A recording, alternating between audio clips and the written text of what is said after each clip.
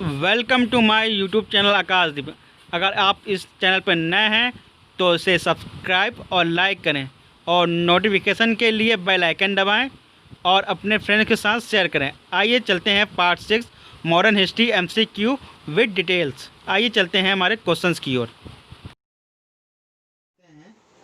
हमारे आज के क्वेश्चंस की ओर। आज हमारा पार्ट 6 में देखेंगे पहला क्वेश्चन क्या है।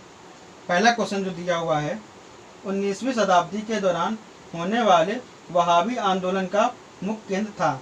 Option A Lahore, option B Patna, option C Amritsar या ऑप्शन डी पुणे। इस प्रश्न का आंसर जो है ऑप्शन बी पटना। और इसके बारे में बताता हूँ कि वहाबी आंदोलन जो था पटना में हुआ था और इसकी स्थापना कैसे हुई थी। इसकी स्थापना 1821 में हुई थी और इसका श्रेय जो जाता है भारत के सैयद अहमद राय बरेलवी को जाता है। क्या नाम है इनका? सैयद अहमद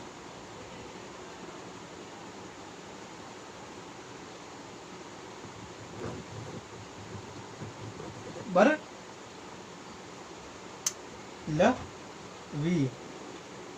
हो जाता है।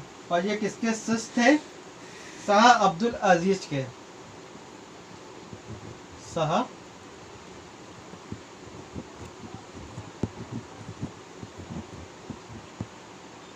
अब्दुल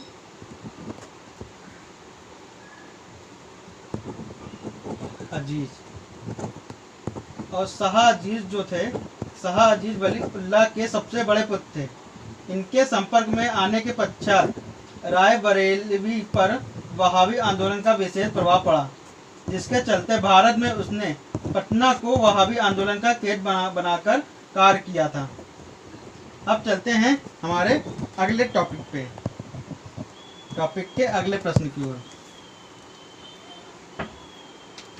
दूसरा क्वेश्चन देखिए क्या दिया हुआ है। निम्न महापुरुषों में से कौन भारतीय जागृति का जनक कहलाता है? Option A Vivekananda, option B Raja Ram Mohan, option C Rabindranath Tagore, option D Dayanand Saraswati. इस प्रश्न का आंसर जो है ऑप्शन बी। ऑप्शन बी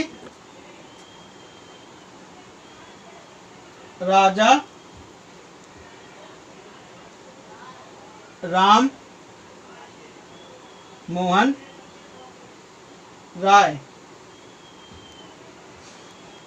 कौन है इसके संस्थापक? राजा राम मोहन राय। राजा राम मोहन राय को भारतीय जागृति का जनक कहा जाता है। राजा राम मोहन ने अगस्त 1928 में कलकत्ता में 1928 कलकत्ता में ब्रह्म समाज नामक उन्होंने ब्रह्म समाज की स्थापना की थी।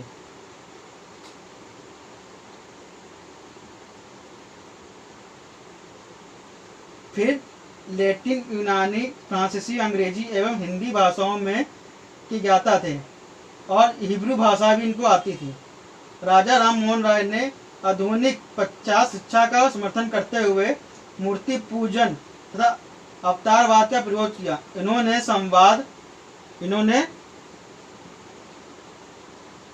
संवाद, कौमुदी और मिरातुल अखबार की प्रकाशन किया था।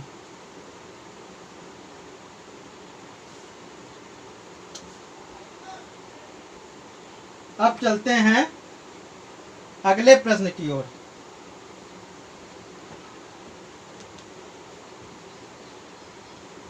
अगला प्रश्न है, रेगुलेटिंग एक्ट पारित किया गया था।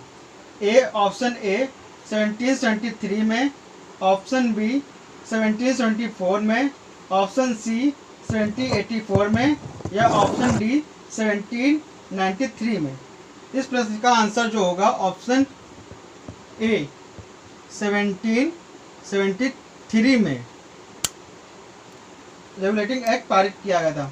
बंगाल के गवर्नर वॉरेन हास्टिंग के समय में, किसके समय में पास हुआ था? वॉरेन हेस्टिंग के समय में पास हुआ था। ये बंगाल के गवर्नर थे, इनके समय में रेगुलेटिंग एक्ट 1773 पारित किया गया था। और ब्रिटिश संसद द्वारा कंपनी की गतिविधियों और ब्रिटिश सरकार को निगरानी में लाने के लिए कंपनी के संचालन समिति में थोड़ा बहुत परिवर्तन करने तथा कंपनी के राजनीतिक अस्तित्व को स्वीकार करने कर उसके व्यापारिक ढांचे को राजनीतिक कार्यों के संचालन योग्य बनाने हेतु रेगुलेटिंग एक्ट का 1773 में पारित किया गया था और 1774 में लागू कर दिया गया था। कब लागू किया गया था? 1774 में लागू कर दिया गया था। फिर इसके बाद इस एक्ट के प्रमुख प्रावधान निम्नलिखित थे। क्या प्रावधान थे इसके? पहला, कोर्ट ऑफ डायरेक्टर का कार्यकाल था 1 वर्ष से बढ़ाकर 4 वर्ष कर दिया गया।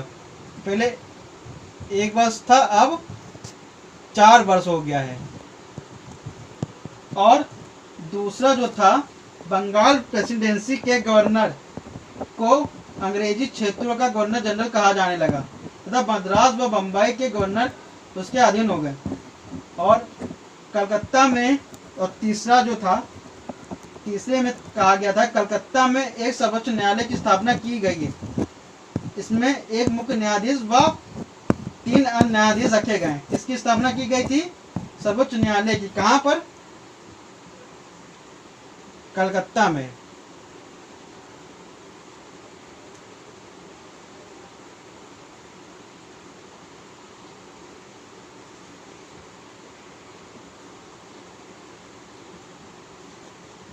अब इसके बाद चलते हैं हमारे फोर्थ पे। फोर्थ वाले में दिया हुआ है, बिना लाइसेंस के कंपनी कर्मचारियों के निजी व्यापार को प्रतिबंधित कर दिया गया था और गवर्नर जनरल को अध्यादेश जारी करने का अधिकार दिया गया था। और 1784 में पारित और 1784 में पारित जो एक्ट पारित किया गया था, पिट्स इंडिया एक्ट।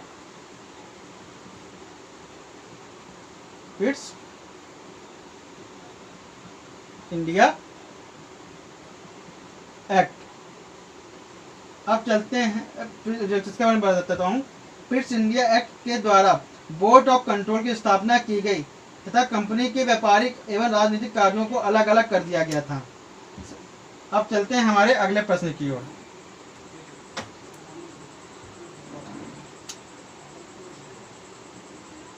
हमारा जो है फोर्थ क्वेश्चन दिया हुआ है, प्रार्थना समाज सूची 1 में दिया हुआ है, फिर दूसरा ब्रह्म समाज, तीसरा आर्य समाज, चौथा रामकृष्ण मिशन। और सूची 2 में दिया हुआ है A Raja Ram Mohan Roy, option B Vivekananda, option C Dayanand Saraswati, option D Ranade, option E Ramakrishna Paramhansa. इसका देखिए ऑप्शन बताइए। ऑप्शन ए दिया हुआ है, ऑप्शन ए देख लीजिए। पहले का ए दिया हुआ है, दूसरे का बी, तीसरे का सी और फोर्थ का डी। और ऑप्शन बी में दिया हुआ है पहला बी, दूसरे का ई, तीसरे का ए, चौथे का सी। या ऑप्शन सी दिया हुआ है पहले का डी, दूसरे का ए, तीसरे का सी और चौथे का ई। और डी दिया हुआ है पहले का डी, दूसरे का ए, तीसरे का सी या फोर्थ का बी। इस प्रश्न का आंसर जो होगा ऑप्शन डी में जो दिया हुआ है, ऑप्शन डी जो होगा सही होगा। देखिए कैसे सही होगा बताते हैं। ऑप्शन डी में जो दिया हुआ है, प्रार्थना समाज की स्थापना जो की थी रानाडे ने की थी और ब्रह्म समाज की स्थापना जो की थी किसने की थी? राजा राम मोहन जी ने। और जो आर्य समाज की स्थापना की थी दयानंद सरस्वती जी ने की थी। और रामकृष्ण मिशन की स्थापना विवेकानंद ने की थी। देखिए मैं सही बना देता हूँ उसको।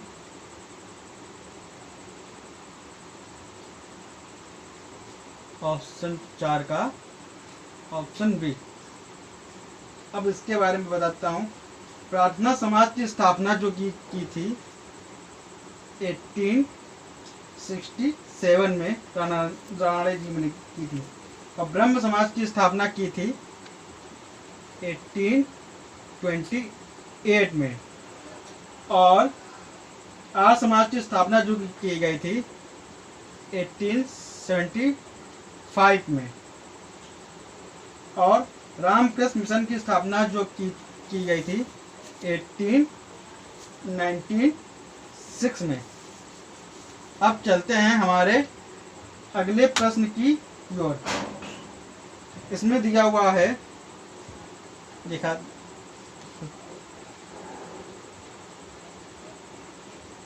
अगले प्रश्न में दिया हुआ है, मार्ले मिंटो सुधार बिल किस वर्ष में पारित किया गया था?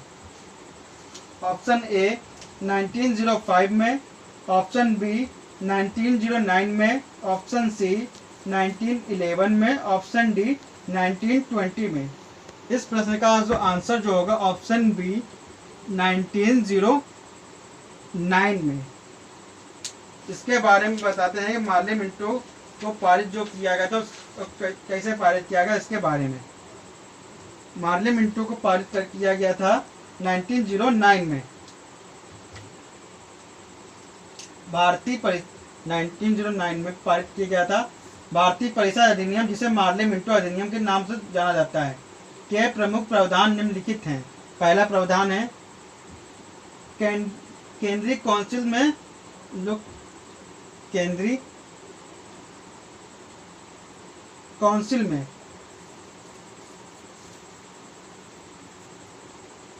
सदस्यों की संख्या जो थी पहले से बढ़ाकर 60 कर दी गई थी। और दूसरे में इस अधिनियम का सबसे महत्व और बुराई मुसलमानों के लिए पृथक निर्वाचन क्षेत्र की व्यवस्था थी। ऐसी व्यवस्था के द्वारा ब्रिटिश सरकार ने भारत में विभाजन के बीज बो दिए थे, जो कालांतर ब्रिटिश सरकार ने भारत विभाजन का बीज बो दिया था, जो कालांतर 1947 में भारत को 2 भागों में विभाजित कर दिया था और भारत के विभाजन का कारण बना। और मिंटो ने इस अधिनियम के संदर्भ में कहा था कि हम नाक के दांत बो रहे हैं और इसका फल भीषण होगा। मिंटो ने कहा था हम नाक के दांत बो रहे हैं और इसका फल भीषण होगा। और तीसरा था बंगाल, उत्तर प्रदेश, बम्बई, मद्रास आदि के विधान परिषदों की संख्या तथा उनके अधिकारों की वृद्धि की गई। और चौथा जो था केंद्रीय एवं प्रांतिक कार्यकारिणी परिषदों में एक भारतीय सदस्य की नियुक्ति की जाएगी। मतलब केंद्रीय जो प्रांत थे वहां पर एक भारतीयों की नियुक्ति की जाएगी। समझे? अब यहीं पर इस टॉपिक को यहीं पर समाप्त करते हैं। अब हम मिलेंगे अपने नेक्स्ट पार्ट पे। अगर आपको मेरा चैनल पसंद आया हो तो इसे लाइक और सब्सक्राइब करना ना भूलें। Thank you. Thanks for watching me on YouTube. अगर आप चैनल पे नए हैं तो इसे सब्सक्राइब करना ना भूलें और बेल आइकन ज़रूर दबाएं नोटिफिकेशन के लिए। और इसे लाइक करें, अपने फ्रेंड के साथ शेयर करें ताकि मैं इस वीडियो को आगे भी लेसन डालता रहूं। Thank you for watching.